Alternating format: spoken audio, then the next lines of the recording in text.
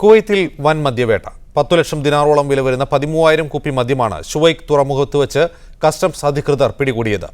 UAE-യിൽ നിന്നെത്തിയ കപ്പലിൽ ഹാർഡ്ബോർഡ് പെട്ടികൾക്കിടയിൽ ഒളിപ്പിച്ചു വെച്ച നിലയിലായിരുന്നു മദ്യക്കുപ്പികൾ. ജനറൽ കസ്റ്റംസ് മേധാവി ഖാലിദ് അൽ സൈഫിന്റെ നേതൃത്വത്തിലായിരുന്നു പരിശോധന.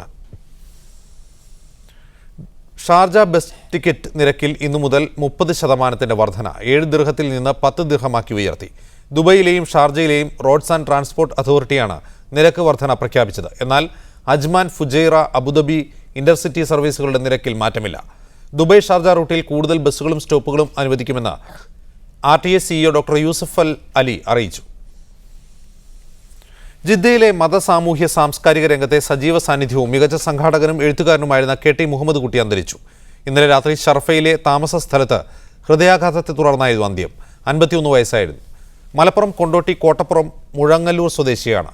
ജിദ്ദയിലെ ഇസ്ലാമിക് ദാവ കൗൺസിലിന്റെ സജീവ പ്രവർത്തകനും അൽ സവാനി ഗ്രൂപ്പിൽ ട്രേഡ് ഫിനാൻസ് കോർഡിനേറ്ററുമായിരുന്നു. ഖബറടക്കം ജിദ്ദ ഉമ്മുന ഹവ്വ ഖബർസ്ഥാനിൽ നടക്കും. ഫലസ്തീനിലെ ഫത്തഹ് ഹമാസ് ഐക്യകരാറിന് ഖത്തറിന്റെ പിന്തുണ. ലോകരാജ്യങ്ങൾ ഈ കരാറിനെ പിന്തുണയ്ക്കണമെന്ന് UN സെക്യൂരിറ്റി കൗൺസിൽ യോഗത്തിൽ ഖത്തർ പ്രതിനിധി ആവശ്യപ്പെട്ടു. ഫലസ്തീനിൽ സമാധാനം പുനഃസ്ഥാപിക്കുന്നതിൽ ഈ കരാറിന് വലിയ പങ്ക് വഹിക്കാനാവുമെന്ന് UN-ലെ ഖത്തർ പ്രതിനിധിയായ Sheikha Alia Ahmed bin Saif Al Thani പറഞ്ഞു. ഖത്തറിൽ മുഴുവൻ തൊഴിലാളികൾക്കും ശമ്പളം ബാങ്ക് വഴിയാക്കുന്ന നിയമ ഭേദഗതിക്ക് ഇന്നലെ ചേർന്ന ഖത്തർ മന്ത്രിസഭ യോഗം അംഗീകാരം നൽകി. 3 ഘട്ടങ്ങളിലായാണ് പദ്ധതി നടപ്പാക്കുക. ആദ്യഘട്ടത്തിൽ 500-ലധികം ജീവനക്കാരുടെ കമ്പനികളാണ് ആദ്യഘട്ടത്തിൽ നടപ്പിലാക്കുന്നത്. രണ്ടാം ഘട്ടത്തിൽ 100-ന് മുകളിൽ ജീവനക്കാരുള്ള കമ്പനികളെയും പിന്നീട് 100-ൽ താഴെ ജീവനക്കാരുള്ള ചെറിയ കമ്പനികളെയും പദ്ധതിക്ക് കീഴിൽ കൊണ്ടുവരും. തൊഴിലാളികൾക്ക് വാഗ്ദാനം ചെയ്ത ശമ്പളം ലഭിക്കുന്നുണ്ടെന്ന് ഉറപ്പുവരുത്താൻ പദ്ധതി സഹായകമാകും. ഖത്തറിലെ ഇന്ധന വിതരണ കമ്പനിയായ വുഖൂദ് ഡീസൽ വില 50% വർദ്ധിപ്പിച്ചു. നിലവിൽ 1 രൂപയുണ്ടായിരുന്ന ഡീസലിന് ഇനി 1.5 മുതൽ 1.80 റിയാൽ വരെ നൽകേണ്ടി വരും. 2015 ശേഷം ആദ്യമായാണ് ഖത്തറിൽ ഡീസലിന് വില വർദ്ധിപ്പിക്കുന്നത്. എന്നാൽ വില വർധനയുടെ കാരണം വ്യക്തമാക്കിയിട്ടില്ല.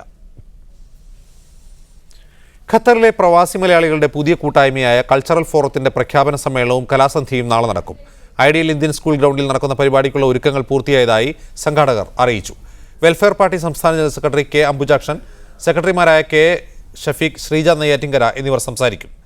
സമ്മേളനത്തിന്റെ ഭാഗമായി പ്രശസ്ത സംഗീത ബാൻഡായ ടാക്കീസ് ലൈവ് അവതരിപ്പിക്കുന്ന ഗാനമേളയും നടക്കും. പ്രവേശനം സൗജന്യ പാസ് മൂലം നിയന്ത്രിക്കും. വൈകുന്നേരം 6 മണി മുതലാണ് പ്രവേശനം അനുവദിക്കുക. ആത്മീയ ചൂഷണം, സമൂഹം നിശബ്ദമാകരുത് എന്ന തലക്കെട്ടിൽ ഖത്തർ ഇന്ത്യൻ ഇസ്ലാഹി സെന്റർ നാളെ നടത്താനിരുന്ന ബഹുജന സംഗമം മാറ്റിവെച്ചതായി സംഘാടകർ വാർത്താക്കുറിപ്പിൽ അറിയിച്ചു.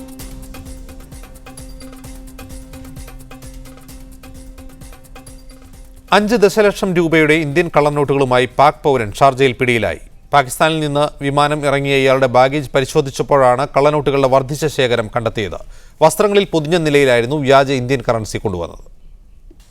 $20 ബില്യൺ മൂല്യമുള്ള ഇസ്ലാമിക് ബോണ്ടുകളായ സുക്കൂക്കുമായി ദുബൈ ക്യാപിറ്റൽ മാർക്കറ്റ് മുന്നിലെന്ന റിപ്പോർട്ട്. ദുബൈ ഫിനാൻഷ്യൽ മാർക്കറ്റാണ് ദുബൈയിലെ സുക്കൂക്കിന്റെ കണക്കുകൾ പുറത്തുവിട്ടത്. $750 മില്യൺ സുക്കൂക്കുകൾ എന്നറിയപ്പെടുന്ന ഇസ്ലാമിക് ബോണ്ടുകൾ ദുബായ് സർക്കാരിന്റെ കയ്യിലുണ്ടെന്നാണ് ദുബായ് ഫിനാൻഷ്യൽ മാർക്കറ്റ് പുറത്തുവിട്ട കണക്കുകൾ വ്യക്തമാക്കുന്നത്. $20 ബില്യൺ മൂല്യമുള്ള സുക്കൂക്കുകൾ ദുബായ് ക്യാപിറ്റൽ മാർക്കറ്റിൽ ലിസ്റ്റ് ചെയ്തിട്ടുണ്ട്. ലോക ഇസ്ലാമിക സാമ്പത്തിക വ്യവസ്ഥയുടെ തലസ്ഥാനമാവുന്നതിനും ആഗോള സുക്കൂക്കിന്റെ കേന്ദ്രമാവാനും ലക്ഷ്യം വെക്കുന്ന ദുബായിയുടെ യജ്ഞത്തിന് അടിവരയിടുന്നതാണ് ഈ കണക്കുകൾ. നിലവിൽ സുക്കൂക്ക് ലിസ്റ്റിംഗിൽ ലോകത്ത് മുന്നിൽ നിൽക്കുന്ന 3ാമത്തെ സ്ഥലമാണ് ദുബായ്. ദുബായ് ക്യാപിറ്റൽ മാർക്കറ്റിന്റെ സ്ഥിരത വ്യക്തമാക്കുന്നതാണ് പുതിയ റിപ്പോർട്ടുകൾ. ദുബായ് സർക്കാരിന്റെ നയനിലപാടുകളാണ് സുക്കൂക്കിന്റെ വർദ്ധിച്ച നേട്ടങ്ങൾക്ക് കാരണമെന്നും സുക്കൂക്ക് മാർക്കറ്റിലെ ഒരു ബദലായി ദുബായ് മാറുമെന്നും വിദഗ്ധർ ചൂണ്ടിക്കാട്ടി. Media 1 Dubai.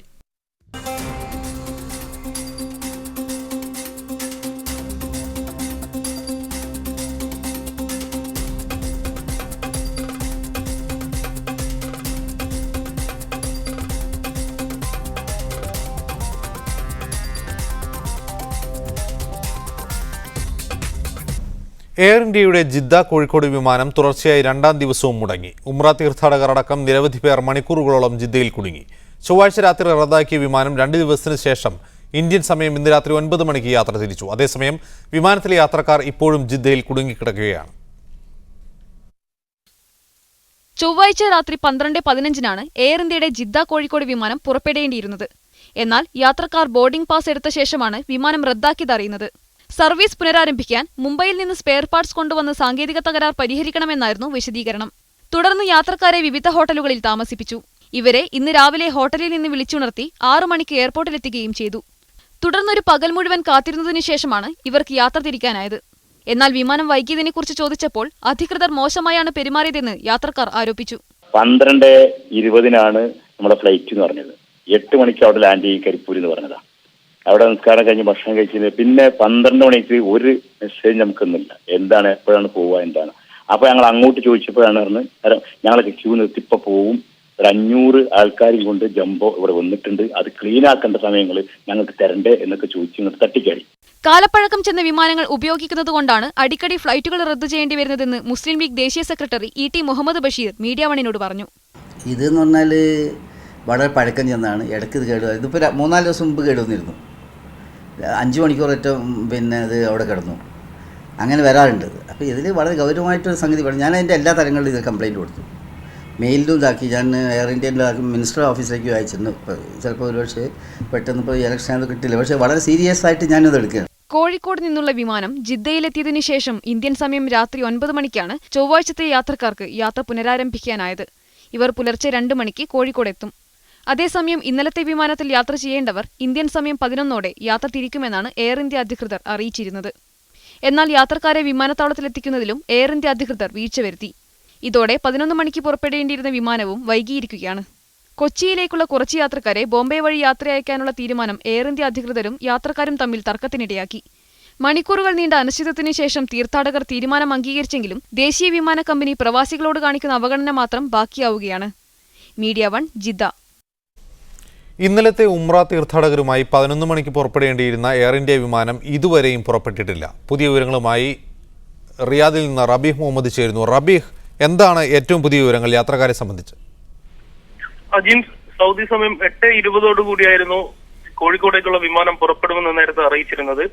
എന്നാൽ യാത്രക്കാരെ വിമാനത്താവളത്തിൽ എത്തിക്കാൻ എയർ ഇന്ത്യ അധികൃതർ കഴിഞ്ഞില്ല. കാരണം ജിദ്ദയിൽ കിങ് അബ്ദുള്ള സ്പോർട്സ് സിറ്റിയുടെ ഉദ്ഘാടനം നടക്കുന്നതിനാൽ ഭയങ്കര ട്രാഫിക് ബ്ലോക്ക് ആയിരുന്നു. ഇത് കാരണമാണ് യാത്രക്കാരെ വിമാനത്താവളത്തിൽ എത്തിക്കാൻ കഴിയാതിരുന്നത്. 3 മണിക്കൂർ എടുത്തതിനു ശേഷമാണ് യാത്രക്കാരെ വിമാനത്താവളത്തിൽ എത്തിക്കാൻ കഴിയുന്നത്. ഇപ്പോൾ എല്ലാവരും വിമാനത്താവളത്തിൽ എത്തിയിട്ടുണ്ട്. ബോർഡിംഗ് പാസ് എടുത്ത് ഏകദേശം ഇപ്പോൾ 9:40 ഇവിടുത്തെ പ്രാദേശിക സമയം. 10 മണിയോടുകൂടി ഇവിടെ നിന്നും വിമാനം പുറപ്പെടുമെന്നാണ് ഇപ്പോൾ നമുക്ക് അറിയാൻ കഴിയുന്നത്. ഇതോടുകൂടി കഴിഞ്ഞ 2 ദിവസമായി തുടരുന്ന അനിശ്ചിതത അറുതിയാവും. യാത്രക്കാർ പരാതിപ്പെടുന്നത് വിമാനം സാങ്കേതിക തകരാർ മൂലം റദ്ദു ചെയ്തതിനപ്പുറം യാത്രക്കാരോട് എയർ ഇന്ത്യ അധികൃതരും ഉദ്യോഗസ്ഥരും പെരുമാറിയതിനെ കുറിച്ചാണ് യാത്രക്കാർ ഭൂരിഭാഗം പേരും പരാതിപ്പെടുന്നത്. മാന്യമായി സംസാരിക്കുക പോലും ചെയ്യാതെ ഇവരോട് കയർത്ത് സംസാരിക്കുന്ന എയർ ഇന്ത്യ അധികൃതരുടെ നിലപാടിലാണ് യാത്രക്കാർ ഭൂരിപക്ഷവും ഇപ്പോൾ പ്രതിഷേധിച്ചുകൊണ്ടിരിക്കുന്നത്. നാളെ രാവിലെ 5 മണിയോടുകൂടി മുഴുവൻ പേരും കോഴിക്കോട് എത്തിച്ചേരും എന്നാണ് ഇപ്പോൾ നമുക്ക് അറിയാൻ കഴിയുന്നത്. അജീംസ്, വിവരങ്ങൾ നൽകിയത് ഞങ്ങളുടെ പ്രതിനിധി റബീഹ് മുഹമ്മദ് റിയാദിൽ നിന്ന്. എയർ ഇന്ത്യയുടെ കെടുകാര്യസ്ഥയെ സംബന്ധിച്ച ഈ വാർത്തകളോട് പ്രതികരിക്കാൻ നൂറുദ്ദീൻ, അദ്ദേഹം വ്യോമയാന വിദഗ്ധനാണ്, ഖത്തറിൽ നിന്ന് ഈ ചർച്ചയിൽ പങ്കെടുക്കും. അഡ്വക്കേറ്റ് അജി കുര്യാക്കോസ്, സാമൂഹ്യ പ്രവർത്തകൻ, ദുബായിൽ നിന്ന്, കൂടാതെ അഫ്സൽ ഖാൻ, ബിസിനസ് എക്സിക്യൂട്ടീവ്, അദ്ദേഹവും ഈ ചർച്ചയിൽ പങ്കുചേരും. ആദ്യം നൂറുദ്ദീനിലേക്ക്. ഒരുതരം വളരെ നിലവാരം കുറഞ്ഞ ഒരു സർവീസ്, അതിനെ എങ്ങനെ വിശേഷിപ്പിക്കണമെന്ന് ചോദിച്ചാൽ ആഫ്രിക്കൻ രാജ്യങ്ങളിൽ പോലും ഇത്രയും നിലവാരമില്ലാത്ത, സ്ഥിരതയില്ലാത്ത ഒരു സർവീസ് വ്യോമയാന മേഖലയിൽ എയർ ഇന്ത്യയുടേതുപോലെ ഉണ്ടാകില്ല. ശരിയല്ലേ നൂറുദ്ദീൻ? ഈ വിഷയത്തിൽ പ്രതികരിക്കാൻ ഒരു സന്തുലിത സമീപനം സ്വീകരിക്കേണ്ടി വരും എന്നുള്ളത് ഞാൻ ആദ്യമേ പറയാൻ ആഗ്രഹിക്കുകയാണ്. 1932 എയർ ഇന്ത്യ വിമാന കമ്പനി ആരംഭിക്കുന്നത് ടാറ്റ സൺസിന്റെ കീഴിൽ. 1946 2ാം ലോക മഹായുദ്ധത്തിന് ശേഷം ആണ് ഈ കമ്പനി പൂർണ്ണമായ രൂപത്തിൽ പ്രവർത്തിക്കുന്നത്. 1953 സർക്കാർ ഇത് നാഷണലൈസ് ചെയ്തത്. ലോകത്തിലെ ഏറ്റവും ആദ്യത്തെ ജെറ്റ് എയർലൈൻ എന്ന പേര് സമ്പാദിച്ചത് നമ്മുടെ എയർ ഇന്ത്യയാണ്. ഇന്ന് ലോക രാജ്യങ്ങളിൽ പല നല്ല വിമാന കമ്പനികളും നടത്തുന്ന പല രാഷ്ട്രങ്ങളും ഒരു വിമാന സ്വപ്നം കാണുന്നതിൽ എത്രയോ വളരെ മുമ്പ് ലോകത്തിലെ ഏറ്റവും നല്ല വിമാന കമ്പനികൾ ഒന്നായിരുന്നു എയർ ഇന്ത്യ. പക്ഷേ അങ്ങേയറ്റത്തെ കെടുകാര്യസ്ഥതയും അങ്ങേയറ്റത്തെ സ്വജനപക്ഷപാതവും ഡീപ്പ് റൂട്ടഡ് ആയിട്ടുള്ള അഴിമതിയും ഒരു തീരുമാനമെടുക്കാൻ ഉദ്യോഗസ്ഥന്മാർക്ക് യാതൊരു അധികാരവുമില്ലാത്ത രൂപത്തിലുള്ള അനിയന്ത്രിതമായ രാഷ്ട്രീയക്കാരുടെ ഇടപെടലും കാരണമാണ് നമ്മുടെ എയർ ഇന്ത്യ ഇന്ന് ഒരു വർഷം 5000 കോടി രൂപ നഷ്ടത്തിൽ, ഇപ്പോൾ 16,000 കോടി നഷ്ടത്തിൽ കൂപ്പുകുത്തി നിൽക്കുന്നത്. അതേസമയം ഇപ്പോൾ 90 വിമാനമുള്ള എയർ ഇന്ത്യക്ക് പുതിയതായിട്ട് 13 വിമാനം കൂടി വരുന്നുണ്ട്. ബഹുമാന്യനായ നമ്മുടെ ലോക്സഭാ മെമ്പർ ബഹുമാന്യനായ ET മുഹമ്മദ് ബഷീർ സാർ പറഞ്ഞതുപോലെ അദ്ദേഹം എല്ലാ സ്ഥലത്തും പരാതിപ്പെട്ടു എങ്കിൽ അദ്ദേഹം തന്നെ ഡൽഹി എയർപോർട്ടിൽ നിന്ന് ചുറ്റുപാട് നോക്കിക്കഴിഞ്ഞാൽ ഏറ്റവും നല്ല എല്ലാ വിമാനങ്ങളും ഡൽഹിയിലെ യാത്രക്കാർക്ക് വേണ്ടി അത്രയധികമൊന്നും തിരക്കില്ലാത്ത റൂട്ടുകളിൽ ഉപയോഗിക്കാൻ വേണ്ടി കൊടുത്തിരിക്കുകയാണ്. പാവപ്പെട്ട ഗൾഫ് യാത്രക്കാർക്ക് വേണ്ടി കൊച്ചി ആസ്ഥാനമാക്കി ഇപ്പോൾ എയർ ഇന്ത്യ എക്സ്പ്രസ് ആണ് പ്രധാനമായിട്ടും എയർ ഇന്ത്യ നൽകിയിരിക്കുന്നത്. അതാണെങ്കിൽ തന്നെ ഏറ്റവും മോശമായ വിമാനങ്ങളുമാണ്. ഒരു ആയിരക്കണക്കിന് യാത്രക്കാരുടെ പരാതികൾ കാണാൻ അനുഭവസ്ഥനായ ഒരു വ്യക്തി എന്നുള്ള നിലക്ക് യാത്രക്കാരുടെ പരാതികൾ നേരിട്ട് കാണാൻ കഴിഞ്ഞു എന്നുള്ള ആൾ എന്നുള്ള നിലക്കും യാത്രക്കാരുടെ ഭാഗത്ത് നിന്ന് സംസാരിക്കുമ്പോൾ 100% ശരിയാണ്. പക്ഷേ അതേ സമയത്ത് ഒരിക്കലും ഒഴിവാക്കാൻ പറ്റാത്ത ചില സാങ്കേതിക കാരണങ്ങളാൽ വിമാനങ്ങൾ മുടങ്ങേണ്ടി വരുമ്പോൾ എയർ ഇന്ത്യ വല്ലാതെ അധികം വിമർശിക്കപ്പെടുന്നുണ്ട് എന്നുള്ളതും ശരിയാണ്. ഒരു കാര്യം കൂടി ഞാൻ ഈ വിഷയത്തിൽ പറയാൻ പോവുകയാണ്. 2 മാസം മുമ്പ് ബഹ്റൈൻ എയറും അതിന് കുറച്ച് ദിവസങ്ങൾക്ക് ശേഷം റാക്ക് എയർവേസും പൊടുന്നനെ സർവീസ് നിർത്തി. പല യാത്രക്കാരും പല എയർപോർട്ടിലും പല കേന്ദ്രങ്ങളുമായി കുടുങ്ങി നിന്നിട്ട് ഒരു ചാനൽ പോലും ഒരു പത്രമാധ്യമങ്ങൾ പോലും ഒരു ചർച്ചാ വിഷയമാക്കിയിട്ടില്ല. പക്ഷെ എയർ ഇന്ത്യ എക്സ്പ്രസിന് എയർ ഇന്ത്യ വിമാനത്തിന് എവിടെയെങ്കിലും ചെറിയ തകരാറ് സംഭവിക്കുമ്പോൾ വല്ലാതെ അത് പർവ്വതീകരിക്കുന്നു എന്നുള്ളത് ശരിയാണ്. ഞാൻ യാത്രക്കാരുടെ ഭാഗത്ത് നിന്ന് സംസാരിക്കുന്നില്ല എന്ന് കരുതരുത്. അങ്ങേ അറ്റത്തെ കെടുകാര്യസ്ഥതയാണ് നമ്മുടെ വിമാന കമ്പനികൾ ഈ രൂപത്തിൽ എത്തിയിരിക്കുന്നത്. ഒരു കാര്യം കൂടി ഞാൻ പറയാൻ ആഗ്രഹിക്കുകയാണ്. മെനിയാണ് നമ്മുടെ ഖത്തർ എയർവേസിന്റെ CEO അക്ബർ ബാക്കർ ഒരു പത്രസമ്മേളനം നടത്തി. അവിടുന്ന് 1 മാസം മുന്നേ അദ്ദേഹം ദുബായിൽ വെച്ചൊരു പത്രസമ്മേളനം നടത്തി. 2 പത്രസമ്മേളനത്തിലും അദ്ദേഹം നമ്മുടെ കേന്ദ്ര ഗവൺമെന്റിനെ അങ്ങേയറ്റം വിമർശിച്ചു. അദ്ദേഹം പറയുന്നു ലോകത്തിൽ ഏറ്റവും കൂടുതൽ വിമാന ബിസിനസ് ചെയ്യാൻ പറ്റിയ രാജ്യം ഇന്ത്യയാണ്. എല്ലാ വിമാന കമ്പനിക്കാർക്കും അല്പമെങ്കിലും വരുമാനം കിട്ടുന്നത് ഇന്ത്യയിൽ നിന്നാണ്. 12 സർവീസ് വീണ്ടും ഞങ്ങൾ ആരംഭിക്കാൻ പോവുകയാണ്. പക്ഷേ കേന്ദ്ര ഗവൺമെന്റിന്റെ കെടുകാര്യസ്ഥത മൂലവും എയർപോർട്ടിലുള്ള സൗകര്യങ്ങളുടെ ലഭ്യതക്കുറവ് മൂലവും ഇന്ത്യ എന്ന മഹാരാജ്യത്തിൽ വിമാന സർവീസ് നടത്തുന്നത് വളരെയധികം ബുദ്ധിമുട്ടായിരിക്കുന്നു എന്നാണ് അദ്ദേഹം പറഞ്ഞത്. നൂറുദ്ദീൻ, ദയവായി തുടരുക. തിരിച്ചെത്താൻ താങ്കളെ തമീം എന്നൊരു പ്രശ്നം ചെയ്യുന്നു അജ്മാനിൽ നിന്ന്. തമീം പറയൂ. ഹലോ, ഞാൻ ഇതുപോലെ തന്നെ ജനുവരി 21 ഒരു വിമാനം വൈകിയിരുന്നു. ഞാൻ പോകേണ്ടിരുന്ന വിമാനം. എന്നിട്ട് ഞാൻ വേറൊരു വിമാനത്തിലായിരുന്നു അന്ന് പോയിരുന്നത്. അതിനുശേഷം ഞാൻ 3 മാസമായിട്ട് എയർ ഇന്ത്യ എക്സ്പ്രസുമായി ബന്ധപ്പെട്ട് എന്റെ ടിക്കറ്റ് റീഫണ്ട് ചെയ്യാൻ വേണ്ടി നിരന്തരം ബന്ധപ്പെടുകയും അവര് റിപ്ലൈ അയക്കുകയല്ലാതെ നമുക്ക് ഈ സംഗതി തിരിച്ച് ഇതുവരെ കിട്ടിയിട്ടില്ല.